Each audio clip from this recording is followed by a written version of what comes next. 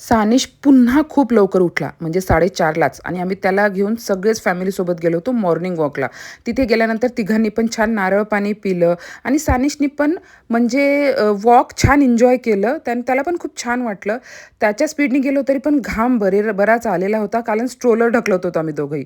आल्यावर फ्रेश झालो. शेजारच्या काकूंनी फुलं दिलेली होती, ती मी देवावर न विसरता अर्पण केली होती. सकाळची माझी सगळी कामे आवरून घेतली. पतिदेव गेले होते हॉस्पिटलला. सानिशला घेऊन थोडा गार्डनमध्ये वेळ घालवला, त्याला पण आवडतं. पतिदेव दुपारी आले होते तर कॉफी ब्रेक घेतला त्यांच्यासोबत आणि बिल्डिंगमधल्या आम्ही काही सखी गेलो होतो सिद्धेश्वर मंदिरामध्ये. श्रावणामुळे थोडी गर्दी होती, पण छान होतं सजलेलं ते फुलांनी नागपंचमीनिमित्त. एक 10 मिनिटात आमचं दर्शन झालं. आल्यावर बाहेर खूप छान असे फोटो काढले. सानिशसाठी बलून घेतलं, तो पण प्रचंड खेळला. थोडा उशीर झाला होता म्हणून पतिदेवनी खूप मोठं सरप्राईज दिलं. त्यांनी बेसन करून ठेवलं होतं आमच्यासाठी. सो खूप छान वाटलं. Thank you for watching. Bye.